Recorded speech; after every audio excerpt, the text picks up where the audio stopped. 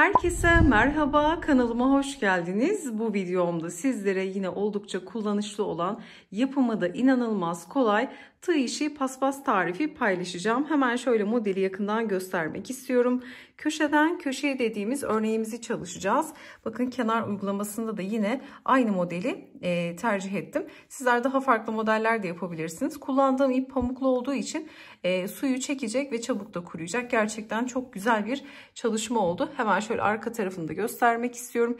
İstediğiniz ebatlarda hazırlayabilirsiniz. Bunu karede yapabilirsiniz. Ben dikdörtgen şekilde hazırladım ama sizler ister kare ister dikdörtgen şeklinde de hazırlayabilirsiniz. Gerçekten çok kullanışlı bir parça oldu.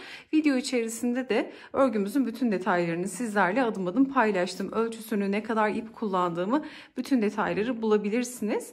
Tarifimize geçmeden önce de sizlerden küçük de bir ricada bulunmak istiyorum.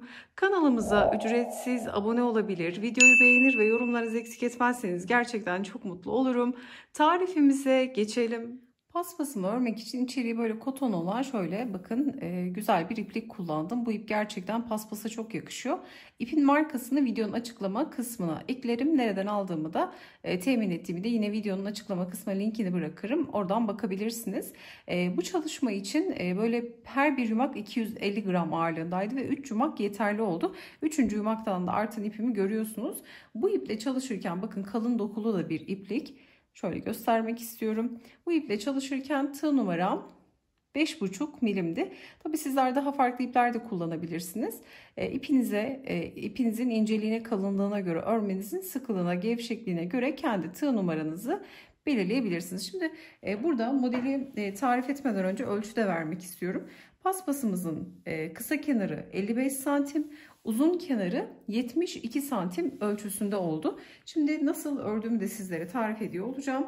Tarif ederken de böyle pamuk makrome iplik kullanacağım. Bakın daha belirgin olsun diye. Şöyle modelimizi kenara çekelim. Şimdi burada kullanırken makrome ipi örerken de tığ numaram 3,5 milim olacak. Pamuk makrome ile de örebilirsiniz ya da evdeki artan koton iplerinizi bir araya getirip böyle kalın doku da elde edebilirsiniz. Kalın doku paspaslarda güzel oluyor. Ribbon ipler tercih edebilirsiniz ama mutlaka pamuk ip olduğu zaman daha kullanışlı, uzun ömürlü oluyor. Şimdi burada işe ilk olarak zincirle başlangıç yapıyorum. İlk zincirimi kilit yaptıktan sonra zincirlerimi çekmeye başlıyorum. 1, 2, 3, 4, 5, 6 zincirle başlıyorum. Tığıma doladım. Baştaki 1, 2, 3 zinciri bırakıp 4. zincirin içerisine batıp ilmek çıkartıyorum. 3 ilmeğim var. Doluyorum. İkisini birlikte. Tekrar doladım. İkisini birlikte örerek ikili trabzan hazırlıyorum. Tekrar tığıma doluyorum. Bir sonraki zincirin olduğu boşluğa batıyorum. İlmek çıkarttım. Yine bakın 3 ilmek var. Doladım. İkisini birlikte tekrar doladım. İkisini birlikte örerek ikili trabzan hazırladım. Tekrar tığıma doluyorum. Son zincire batıp ilmek çıkarttım.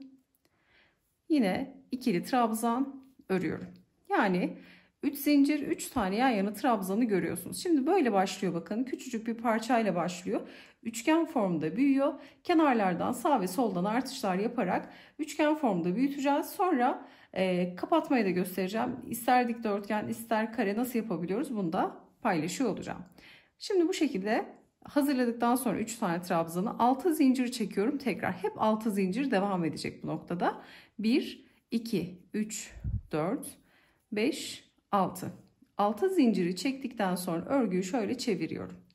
Bakın zincirler de bu şekilde. Şimdi tığıma doluyorum. Yine aynı işlem. 1, 2, 3 zincir bırakıp 4. zincire batıyorum. İlmek çıkarttım. 3 ilmeğim var. Hemen ikili trabzan örüyorum. Doluyorum. Bir sonraki zincire batıyorum. Tekrar ikili trabzan örüyorum. Doluyorum. Buradaki son zincire batıyorum bakın. Son zincire de batıp ikili trabzan örüyorum. Yine bakın burada 3 zincir, 3 tane yan yana ikili trabzan oldu. Şimdi model 2'ye çıktı. Burada ne yapacağız? Bu hazırladığımız model ilk modeli sabitleyeceğiz. Sabitleyeceğimiz noktada her zaman 3 zincir ve trabzan arasındaki geniş boşluk. Geniş boşluğa batıyorum. İlmek çıkardım. Bekleyen ilmekten kaydırdım. Ve bakın bu şekilde bağlantıyı kurduk. Şimdi burayı doldurmam gerekiyor. 3 zincirle yukarı çıkıyorum. Doluyorum. Aynı boşluğa gelip 3 tane ikili trabzan örüyorum. Bu aşamada eğer çok hızlı ördüğümü düşünüyorsanız videoyu yavaşlatabilir ya da tam tersi hızlandırarak da seyredebilirsiniz. Üçüncü trabzanı da ördüm. Bakın bir desen oldu. Şimdi bir desen 1 2'ye çıktı. Bu şekilde sağda ve solda hep artışlar olarak üçgen formda büyüyecek. Şu ortalarda dolacak şimdi. Bakın köşeye geldiğimde ne yapacağım? 6 zincir. Ortalar 3 zincir olacak. Dönüşlerde 6 zincir çekeceğiz. 1 2 3 4 5 6. 6 zinciri çektikten sonra örgüyü çeviriyorum. Zincir de şu şekilde tutuyorum bakın. Doluyorum. 1 2 3 zincir bırakıp 4 5 6'ya birer tane trabzan çalışıyorum. 4. zincire battım. İkili trabzan doluyorum. Bir sonraki zincire battım. İkili trabzan ve son zincire batıp tekrar ikili trabzan örüyorum. Şimdi bakın burada yapmış olduğum gibi bu modeli buraya tutturacağım. Hemen önündeki modelin 3 zincirlik geniş boşluğunu buluyorum. Bunu buraya tutturacağız bakın. Çok çok kolay bir işlem. Trabzanlar arasındaki bakın zincir ve trabzan arasındaki geniş boşluğa batıyorum. Yani şu 3 zincirlik boşluğa batıyorum. İlmek çıkardım. Kaydırma yaptım. Modeli sabitledik buraya. Şimdi orta kısımdayım bakın. 3 zincirle yukarı çıkacağım. Bu ortalar 3 zincirle yukarı çıkıyoruz. Şimdi aynı boşluğa 3 tane trabzan dolduruyorum. Model bundan ibaret. 3 zincir 3 trabzandan oluşuyor. Dönüşlerde 6 zincir, orta kısımlarda 3 zincir şeklinde ilerliyoruz. Bakın 3 tane trabzan ördüm. Şimdi bu modeli buraya tutturmam gerekiyor. Ne yapıyorum? Hemen 3 zincirlik geniş boşluğu buluyorum. Batıyorum. İlmek çıkarıp kaydırmamı yaptım. Yine 3 zincirle yukarı çıkıyorum. 1 2 3. Şimdi burayı dolduracağım. Doladım. Geldim aynı boşluğa 3 tane trabzanı ördüm. 1 2 ve 3. Bakın model sayımız 1'de 2'ye çıktı. Şimdi 1 2 3'e çıktı. Sağda ve solda arttı. Ortayı da bu şekilde örmüş olduk. Bir kez daha artışı gösterelim. Yine 6 zincir bakın. 1 2 3 4 5 6.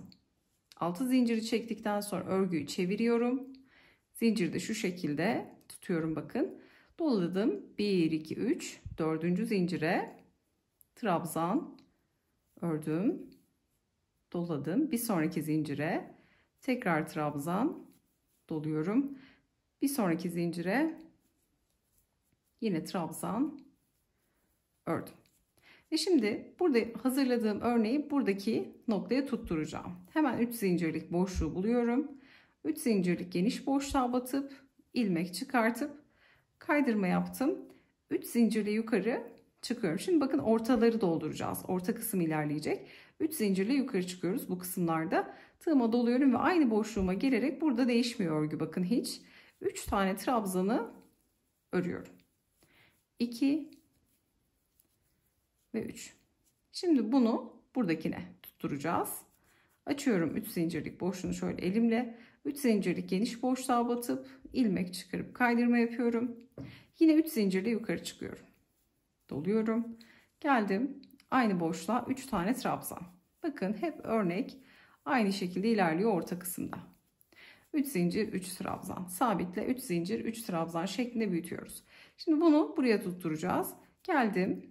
Hemen 3 zincire batıyorum geniş boşluğa, kaydırmayı yaptım. Şimdi burada da yine 3 zincirle yukarı çıkıyoruz. Burayı doldurmamız gerekiyor. Hemen 1 2 3 tane trabzanı ördük. Bakın 1'di, model 2'ye çıktı, 3'e çıktı, şimdi 4'e çıktı. Bakın bu şekilde sağda ve solda artarak önce üçgen formda ilerliyor. Şimdi burada ben kenarlarımdan bir tanesi 20 olana kadar burada 1 2 3 4 tane model çalıştık. Şöyle düz kenardan tuttuğumuz zaman buradaysa bakın kısa kenarda 20 tane çalıştım. 20 tane model kenar örneğiyle beraber bana 55 santim ölçüsünü verdi. Bazen aynı ipi, aynı tığ numarayı kullansak dahi verdiğim ölçüler sizin ölçünüzden belki biraz az, belki biraz fazla olabilir. Bu örme sıklığımız ve gevşekliğimizden kaynaklı olarak değişecektir. Bunu da söylemekte fayda var. Şimdi bu model ne kadar istiyorsanız, sayı önemli değil, istediğiniz ölçüye gelene kadar örebilirsiniz. Böyle üçgen şekilde büyüteceğiz öncelikle. Önce kısa kenar ayarlayacağız. Kısa kenarın ölçüsünü ne kadar istiyorsanız o kadar model çalışabilirsiniz. Ben dediğim gibi 20 tane model çalıştım. Buradaysa 1, 2, 3, 4 tane çalıştık. Şimdi burada ne yapacağız? Tekrar dönüş sağlayacağım. Şimdi şöyle saydığımız zaman da 1, 2, 3, 4. Bu taraftan saydığımızda da 1, 2, 3, 4. Şimdi 1, 2, 3, 4 bizim için yeterli olsun. Burada saydığımda büyük çalışmamda 1, 2, 3, 4, 5, 20 tane saymıştım. Şimdi buradaki son örneği de yaptıktan sonra artış yapmayacağım. Neden? Şuradaki ölçü benim için yeterli. Kısa kenarı istediğim ölçüye getirdim. Şimdi boyuna uzatacağım. Ama siz kare yapacaksanız, kare formda yapacaksanız burada şimdi yapacağım işlemi bu tarafta da uygulayacaksınız. Ama uzatmak istediğiniz zaman burada artışlara devam edeceksiniz. Şimdi bitirmeyi göstereceğim. Kısa kenar istediğim ölçüye geldi. Burada artık düz ilerlemem gerekiyor. Bunun için ne yapıyorum? 3 zincir çekiyorum. Örgümü çeviriyorum. Bakın artış yapmıyorum. 6 zincir çekmiyorum. 3 zincir çekip örgüyü çevirdim. 3 zincirlik geniş boşluğa battım. İlmek çıkarıp kaydırmamı yaptım. Bakın yukarıya geldim. Şimdi bu kenar düz ilerleyecek. 1, 2, 3. İster bu kenardan ister bu kenardan azaltmalarınızı yapabilirsiniz. Şimdi 3 zincirle yukarı çıktık. Şimdi burayı kapatacağım. Aynı boşluğa geldim. 3 tane trabzan örüyorum. 1, 2 ve 3. Şimdi bu modeli buraya tutturacağım. Bakın artış yapmadım. 6 zincirle değil 3 zincirle dönüş yapıp burayı kapattım. Sonra tekrar 3 zincirle yukarı çıkıp modeli çalıştım. Kenar görüyorsunuz hemen düzlenmeye başladı. Sonra devam ediyorum 3 zincirle. Orta kısımları normal örüyoruz. 3 zincir, 3 trabzan devam ediyoruz. Bu aşamada kesmek istemiyorum ki örgüye yeni başlayanlar da rahatlıkla mantığını kavrayabilsin. Örgü bilenler zaten bu aşamaya kadar rahatlıkla kavramışlardır. 1, 2, 3 zincir. Hemen buraya da böyle geliyorum ve 3 tane trabzanımı örüyorum. 2, 3. Şimdi bunu buraya tutturacağım. Bakın burada eğer tam kare bir paspas çalışacaksınız ya da bunu bir battaniye olarak da düşünebilirsiniz. Battaniye de çok güzel olacaktır. Kare bir battaniye yapacaksanız burada devam etmeyeceksiniz. Bitiş yapmak isterseniz, kare formu vermek isterseniz ne yapacağız? Burada durup 1, 2, 3 zincir çekip çevireceğiz. Sonra buraya dönüp bakın 3 zincire gelip kaydırma yapacağız. Sonra bakın 4 sayımız, model sayımız 3'e düşüyor. Sonra 2'ye, sonra 1'e düşüp nasıl artış yaptıysak o şekilde eksilerek kare formunu elde etmiş olacağız. Şimdi burayı söküyorum. Buradaki kapatma mantığını göstermek için burayı tarif etmiş oldum. Şimdi biz örgümüze devam ediyoruz. Ne demiştik? Dikdörtgen çalıştık bu çalışmayı. 20 tane model kısa kenarda, uzun kenardaysa yaklaşık zannediyorum 27 model. Evet 27 modelde uzun kenara ekledim. Şimdi burası 20 idi. Bu tarafı uzatmaya, artırmaya devam edeceğiz. 27 model yapacağız. Ne yapıyorum? 3 zincir çektim. Burayı örmeye devam ediyorum. Hemen geldim.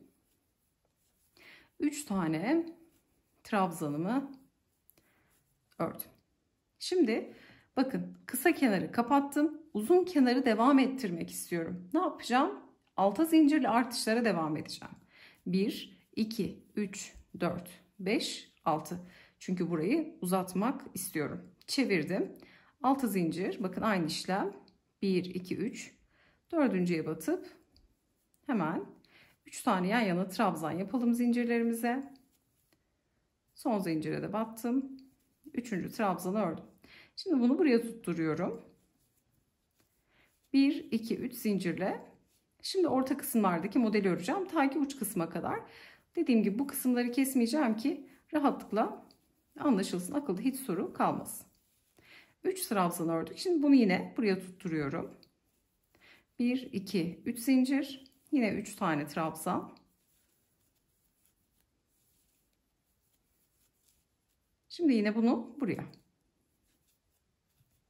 Ve geldik bakın son örnek. 3 zincir. Hemen buraya 3 tane trabzanımı dolduruyorum. Burası önemli.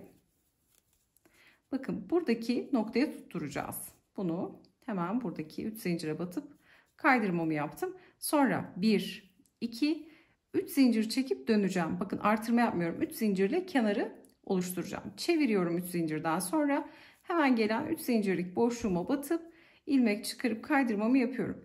Bakın kısa kenar düz şekilde kapanarak ilerlemeye devam ediyor. Burasıysa uzuyor. Şimdi 1, 2, 3 zincir ve geliyorum. Yine aynı işlem 3 tane trabzan. Örneğimi hemen buradaki noktaya tutturuyorum. 1, 2, 3 zincir. Hemen burayı dolduruyorum. Ortalar tamamen aynı 3 zincir trabzan. Modeli diğer modeli tuttur. Kaydırmayla tekrar 3 zincir 3 trabzanla devam ediyoruz. Şimdi bakın son noktaya geldim. Buraya geldim. 3 zincire battım. Kaydırmamı yaptım. Şimdi burada dikdörtgen olsun istediğim için şimdi modeli saydığım zaman 1, 2, 3, 4 diye burada 27 örnek çalıştım bu paspas için. 27 örnek kenar süslemesiyle beraber bana 72 santim ölçüsünü verdi. Sizler istediğiniz uzunluğa kadar çalışabilirsiniz. Mantık bu bakın. Kısa kenarı kapatıyorum. Burada artık artış yapmazken buraya 3 zincirle dönerken bu taraftaysa hep 6 zincirle artırmaya devam ediyorum. Bir tarafı artırıp bir tarafı kapatırsanız dikdörtgen formu elde edersiniz. Ama iki tarafta da kapatma yaparsanız kare formu elde ederseniz model bu kadar kolay. Şimdi artık buradaki kısmı da örelim. 1, 2, 3 zincirle yukarı çıktım. Hemen buraya 3 tane trabzanı dolduruyorum. Ve geldim. İstiyorum ki artık artış yapmayayım. Yeterli oldu. Bakın bu kısa kenarda 4 örnek. 1, 2, 3, 4, 5, 6, 7 örnekte uzun kenarda yapmış olduk. Şimdi buradaki bakın modelin üzerine de model çalıştıktan sonra şimdi dönüş yapacağız. Ne yapıyorum? 1, 2, 3 zincir. Örgümü çevirdim. Şimdi artık uzun kenarı da kapatıyorum. Geldim. Kaydırmayı yaptım bakın. 3 zincirle dönüş yaptım. 6 zincir çekmiyorum artık. Niye? Kapatacağım. 3 zinciri tutturduktan sonra yine 3 zincir, artık hep 3 zincirle devam edecek. Artık artış yapmıyoruz. 6 zincir işlemi bitti. Tamamen 3 zincir sağda ve solda da aynı işlemleri yaparak model sayısını birer birer azaltarak burayı kapatmış olacağız. Çok keyifli, çok mantıklı, böyle hani çabucak bitebilecek bir örnek. Çalışması da çok keyifli dediğim gibi. Şimdi 3 zinciri çektikten sonra geliyorum. Hemen 3 tane trabzanımı örüyorum. 2, 3. Hemen bunu buraya tutturuyorum. Tekrar 3 zincir. Şimdi azalmayı da göreceksiniz bakın. Çok çok keyifli ilerliyor. İstediğiniz en boyda çalışabilirsiniz. 1, 2, 3 zincir. Bununla bebek battaniyeleri de çok güzel oluyor. Yakıştırıyorum. Kırlentler yapabilirsiniz. Giysi çalışmalarında kullanabilirsiniz. Gerçekten keyifli bir örnek. Şimdi buradaki son noktaya da geldim. 3 zincire batıp kaydırma. Bakın artık 3 zincir. 1, 2, 3. Çevirdim. Ve hemen 3 zincirlik geniş boşluğa batıp tutturdum. Burayı artık kapatıyoruz. 1, 2, 3 zincir. Hemen 3 tane trabzan dolduruyorum. Bulunduğum 3 zincirlik geniş boşluğa. Hemen modelimi tutturuyorum. 1, 2, 3 zincir. Hemen buraya da 3 tane trabzanımı örüyorum. Ve geldim hemen buraya. Tutturdum. Bakın artık 3 zincirle dönüş yapacağım. 1, 2, 3. Bakın ilerlemiyorum artık. Burayı kapatıyoruz. Çevirdim. Geldim. Kaydırmamı yaptım. Son örnek bakın 2'ye düştü. Şimdi 1'e düşecek. Bitiriyoruz artık. 3 zincir. Hemen boşluğumuza 3 tane trabzanı örüyoruz. Sonra geldik. 3 zincirlik boşluğa kaydırmayı yaptık. Ve bakın şöyle göstereceğim. Çalışma tamamlandı. Tabi burada kenar çalıştığım için burada dönüş yaptım ben. Bakın örgü bu kadar kolay. Model kapanmış oldu. Şimdi burada durmuyorum. Ne yapıyorum? 1, 2, 3 zincir çektim. 3 zincirden sonra örgüyü çeviriyorum tekrar. Hemen buradaki bakın 3 zincirlik boşluğa gelip kaydırma yapıyorum. Kenarla aynı olsun diye, düzgün dengeli olsun diye. Mutlaka bu dönüşleri de yapın. Uca kadar geldim. Şimdi burada artık kenar süslemesi yapacağım. Kenar süslemesine de ne yapıyorum? 1, 2, 3 zincir çektim. Hemen buradaki boşluğa 3 tane trabzan örüyorum. 1, 2, 3 zincir. Sonra şuradaki zincirli noktaya batıyorum. İlmek çıkardım. Kaydırma yaptım. Bir sonraki 3 zincirlik boşluğa batıyorum. İlmek çıkardım. Kaydırma yaptım. Tekrar 3 zincirle yukarı çıkıyorum. Kenar süslemesini bu şekilde yaptım. Geliyorum aynı boşluğa. Tekrar 3 tane trabzan. 1, 2 ve 3. Sonra hemen köşedeki 3 zincirlik boşluğa batıp buraya bir kaydırma yaptım. 1, 2, 3 zincir çekip köşe olduğu için hemen burayı doldurdum. 1, 2, 3 tane trabzan ördüm. Şimdi burada şu ara noktaya batıyorum. Kaydırma yaptım. Şuradaki trabzanlı noktaları çalıştım bakın. Çünkü burada zincirli nokta var. Burayı 2 kaydırma ile geçiyorum. Hemen şöyle 3 tane trabzanın ortadaki trabzanın zincirli noktasına batıp tekrar bir kaydırma. Sonra geniş trabzan var bakın. Geniş trabzana batıp tekrar bir kaydırma. Sonra 3 zincirle yukarı çıktım. Ve buraya 3 tane trabzan çalıştım. Sizler yerlerini değiştirebilirsiniz. Mantık tamamen bu. Sonra tekrar hemen buradaki 3 tane trabzan var. Ortadaki trabzanın zincirine batıp kaydırma. Buradaki trabzanın geniş boşluğuna batıp tekrar bir kaydırma. Sonra 3 zincirle yukarı çıktım. Ve aynı boşluğa 3 tane trabzan ördüm. Ve tekrar önce burada bir 2 kaydırma yaparak köşedeki uca geldim bakın. Sonra tekrar 1, 2, 3 zincir. Ve bu şekilde 3 tane trabzanı ördüm. Sonra buradaki tam ortadaki trabzana da tutturdum kaydırmayı. Sonra hemen buradaki kısım geliyor bakın. Tekrar bir kaydırma, 2 kaydırma yapıp böyle 3 zincir, 3 trabzanla burayı artık biraz hızlı gösteriyorum. Tamamen örgüyle aynı örnek. Kenarı da bu şekilde uygun noktaları gelecek şekilde kenar süslemesini yaptım. Bakın hiçbir zorluğu yok. Tamamını bu şekilde örüp başladığım noktada da bitişimi sağlamış oldum. Şöyle bakın örnekte de görüyorsunuz. Gerçekten çok güzel. Arka tarafı da bu şekilde görünüyor. Hemen büyük parçada da şöyle kenar noktasını göstermek istiyorum. Güzelce örneğimizi aynı şekilde yerleştirerek çalışmamızı bitiriyoruz. Dediğim gibi 3 yumak kullanarak 55 santim kısa kenarı 72 santimde boy olacak şekilde güzel pamuklu bir paspas elde etmiş olduk. Gerçekten keyifli bir örnek. Umarım sizler de beğenir ve denersiniz. Tarifimiz de bu şekildeydi. Yapacak olanlara kolaylıklar diliyorum. Videomuzu beğenmeyi, yorum bırakmayı, kanalımıza abone olmayı unutmayın. Bir sonraki videoda görüşünceye dek hoşça kalın.